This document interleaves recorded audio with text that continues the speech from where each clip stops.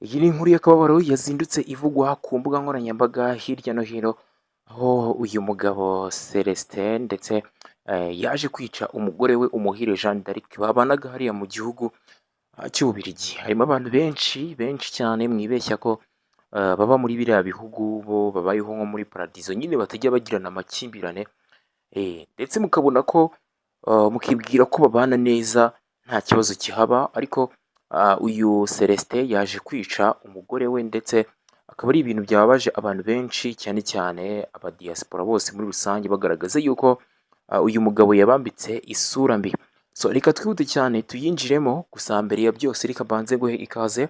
Iyi ni Kigali The Twilight Talks Entertainment, ni amakuru yose bari kugenda avugwa ku mbuga nkoranyambaga hirya no hino, dore ko iyi nkuru yakomeje kugenda ivugisha abantu benshi cyane cyane kuri za Twitter ndetse n'ahandi hose, za Instagram, ahandi hose hagiye hatandukanye.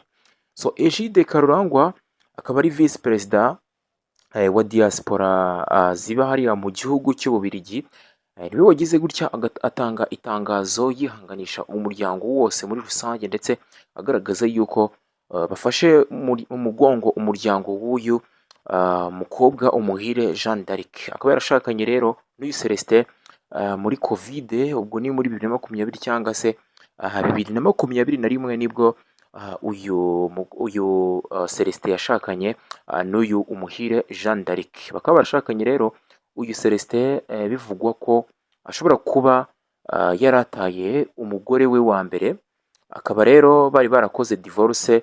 Rero mu gushaka uyu nguyu akaba yaramushatse bigaragara yuko ari umwana, ndetse nyirasenge akaba yaramubwiye ati umukobwa wacu ni umwana, ati ibyo azakora byose uzagerageze umwihanganire. Rero umugore akajya akora amakosa n'ubundi mu bihe bigiye bitandukanye, dukosa duto duto, yahamagara nyirasenge akamubwira ati komeza wihangane cyane, ati buriya ni umwana bizagenda bishira. Uyu munsi rero waje ari injyanamuntu, waje ari ibindi bindi, dore ko bivugwa ko uyu Umuhire Jeanne d'Arc yari yagiye mu gace kamwe hariya nyine gasa nk'aho ari mu mujyi nyine wahariyeho bari batuye muri TNN, ndetse akaba ariho baje batura Celestin avuye mu gihugu cy'Ubuholande. Bakavuga ko rero uyu mukobwa yari yagiye kumera nk'uhaha ibintu, ndetse andi makuru avuga ko uyu mukobwa yari yagiye kwisukisha aza kuba yatindamo, ndetse mu kujyayo yari yasigiye abana umugabo. Rero abana bagize gutyo bamutesha umutwe, bararira cyane, buri uko abigenza ahamagara nyirasenge nk'uko yari amenyereye kumuhamagara amugisha inama y'ukuntu yabigenza. Amubwira uti rero ukwiye kwihangana, atuze kumuma, tuze kuba twavugana naramukaje. So mu kuza rero ntabwo yigeze amuha ngo bavugane, ndetse na nyirasenge yakomeje arahamagara cyane ariko habura umwitaba. Kavuga ko muri iyo minota cyangwa se muri uwo mwanya aribwo yari arimo gukora ayo marorerwa, aribwo yari ari kumwica. Rero bukeye mu gitondo agira gutya ajyana abana aho bajyaga n'ubundi babajyana kubareresha.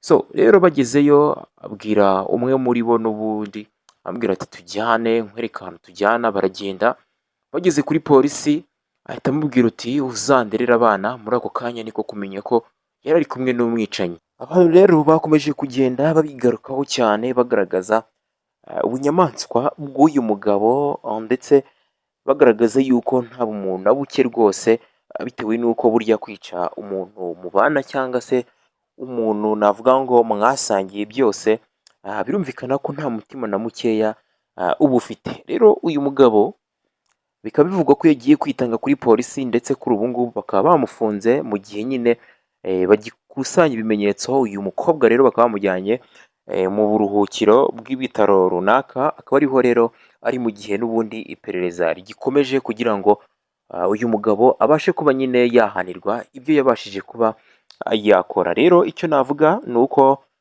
agize aba bana imfubyi, ndetse akaba ari nk'aho nabo abishe, kuko burya kwica nyina w'abana umeze nk'aho wishe n'abana, kuko icyo gikomere ntabwo baba bazagikira, ndetse ubwe nawe biba bisa nk'aho yiyishe, kubera ko iyo wishe umuntu burya nta gihano kijya kiba gitoya ku muntu wishe umuntu. Burya igihano cyose byanze bikunze kiba kigomba kuza kiremereye kurenza ibindi byose. Rero icyo yindi navuga ni uko burya iyo ubana n'umuntu ukabona ntabwo byifashe neza, harimo amakimbirane, biba byiza burya iyo ukuyemo akawe karenge, kuko burya byo kuvuga ngo ntazibana zidakomanye amahembe, ibyo ngibyo ni imigani ya kera kandi iyo upfuye burya navuga ko uba ugiye ahantu utazigera wongera kuba wagaruka, ikindi uba uteye agahinda n'ubundi abo mu muryango wawe. So icyiza ni uko amakimbirane yajya aba, wabona bitameze neza ndetse havamo n'uko wapfa, wajya ufata nyine akarenge kawe ukagakuramo ukigendera. So nta bindi birenze rero, mukomeze mugire ibihe byiza. Yari Kigali The Twilight Talks Entertainment, amakuru yo nakagaruka.